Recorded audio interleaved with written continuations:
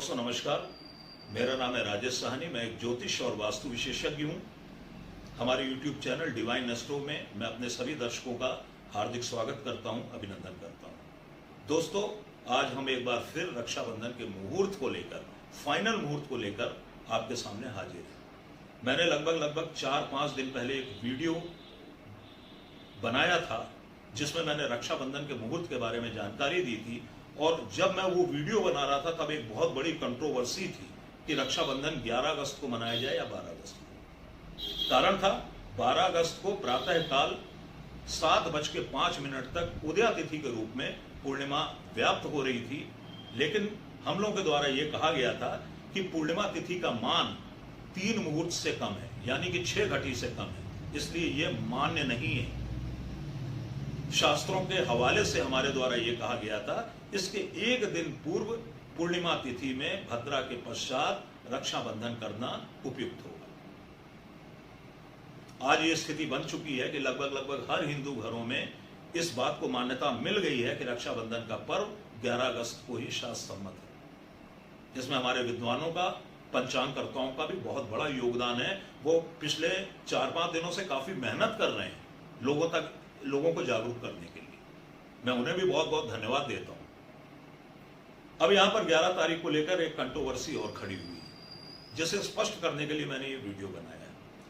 11 तारीख को प्रातःकाल 10:36 से पूर्णिमा तिथि प्रवेश करेगी और यहीं से भद्रा का प्रवेश हो जाएगा, जो कि रात्रि 8:53 तक व्याप्त रहेगी। यहां पर 2 मत बन गए हैं। पहला मत कहता है कि चूंकि भद्रा मकरस्थ चंद्रमा के चलते पाताल लोक की है, यह अशुभ नहीं है, इसलिए इसे ग्रहण करते हुए ही रक्षाबंधन का पर्व मनाया जाना चाहिए।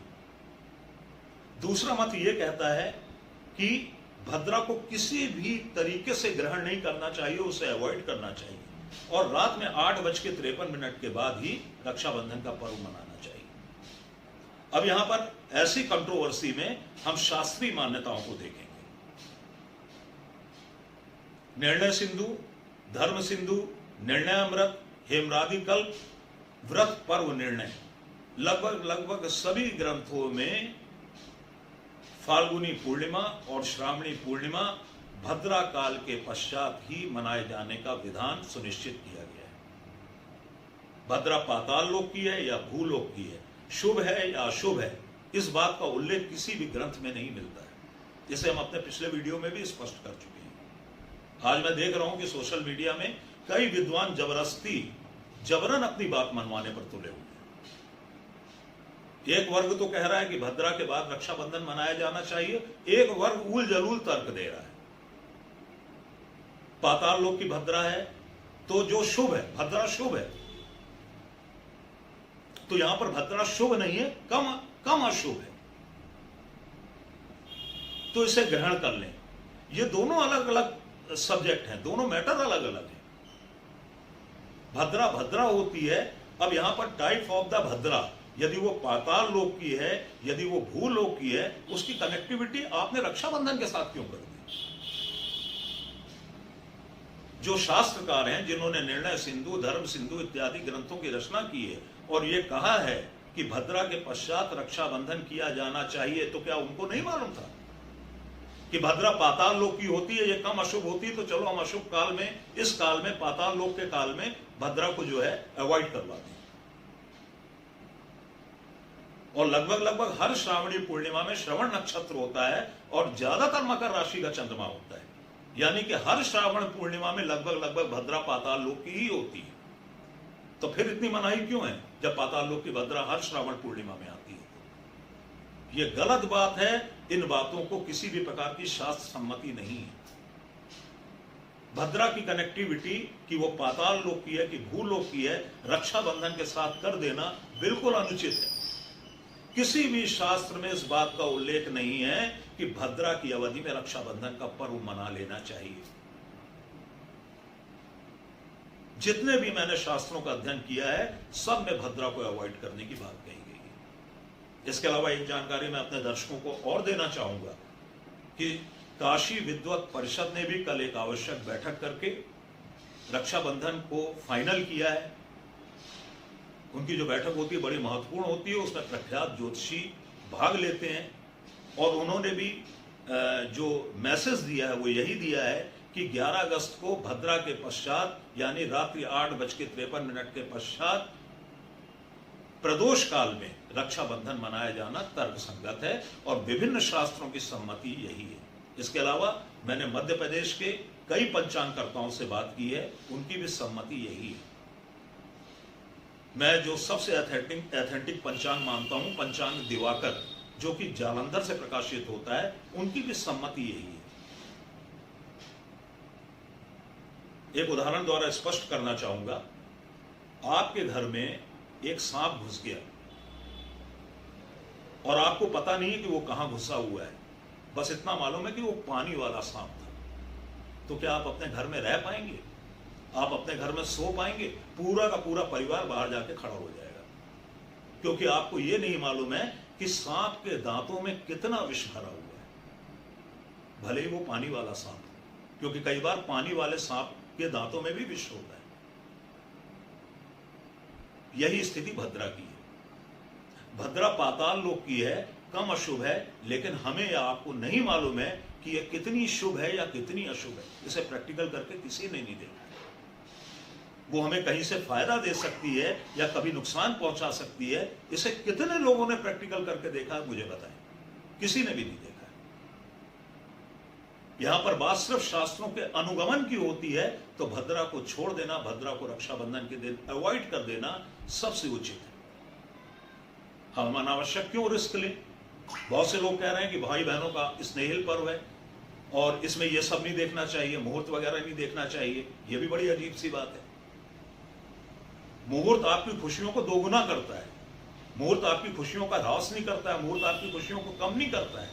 आप मुहूर्त में कोई भी कार्य करेंगे, उसका वेग अधिक होगा, उसमें संपन्नता अधिक आएगी, उसमें समृद्धि अधिक दिखाई देगी, आपके संबंधों में ज्यादा मीठापन आएगा, आपके व्यवहार ज्यादा अच्छे होंगे। किस आधार पर यह कहा जा रहा है कि मुहूर्त चयन पे ध्यान ना दें? तो कुल मिलाकर फाइनल में आप लोगों को बताना चाहूंगा कि श्रावणी पूर्णिमा के दिन दो तरह के कृत्य होते हैं। पहला होता है श्रावण उपाकर्म, जिसे वैदिक ब्राह्मणों द्वारा किया जाता है। इसके लिए भद्रा देखने की आवश्यकता नहीं है। 11 अगस्त को प्रातःकाल 10:36 के पश्चात ब्राह्मण, जो कि वैदिक ब्राह्मण है, वेदों से जो कि दीक्षित हैं, वो अपने उपाकर्म को भद्रा की अवधि में भी संपन्न कर सकते हैं। श्रावणी पूर्णिमा का दूसरा पार्ट होता है रक्षाबंधन। कल रात्रि 8:53 के पश्चात जब भद्रा समाप्त हो जाएगी, तब रक्षाबंधन करना शास्त्र सम्मत है और उचित भी है। प्रदोष काल में करें तो ये और भी अच्छी बात है। प्रदोष काल लगभग हर शहर में 9:50 से लेकर 10 बजे रात्रि तक व्याप्त है। कुछ लोगों का तर्क यह है कि रात्रि में रक्षाबंधन नहीं करना चाहिए, तो हम यहां पर रात्रि में रक्षाबंधन नहीं कर रहे हैं, प्रदोष बेला में रक्षाबंधन कर रहे हैं, प्रदोष काल में रक्षाबंधन कर रहे हैं। प्रदोष काल कैसे निकालें, हमने आपको पिछले वीडियो में बताया है। जब हम प्रदोष काल में लक्ष्मी पूजन करते हैं, जब हम प्रदोष काल में एकादशी का पूजन करते हैं, जब हम प्रदोष काल में अन्य शिव पूजन के अलावा भी बहुत सारे पूजन हम प्रदोष काल में करते हैं, तो यह रक्षाबंधन करने में कैसी समस्या है? प्रदोष काल का मतलब होता है ऐसा काल जो कि दोष रहित हो।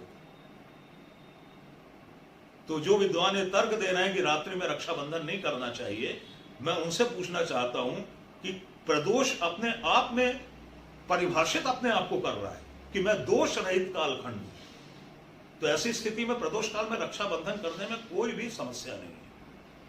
यदि हम धर्म ग्रंथों की बात करें तो निर्णयामृत ग्रंथ ने इस बात का पूरा अनुमोदन किया है कि रक्षाबंधन का कृत्य आवश्यकता होने पर रात्रि में भी किया जा सकता है।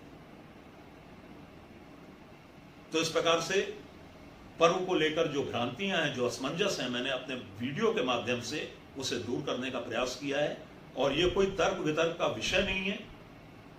आपकी इच्छा है मैं तो आप इसे स्वीकार करें, क्योंकि हमने जो भी बातें कही हैं वो शास्त्रों के आधार पर कही हैं। कोई भी बात हमने अपने मन से नहीं यहाँ पर बोली है। दोस्तों, हमारा ये वीडियो कैसा लगा आप हमें कमेंट करके जरूर बताइएगा।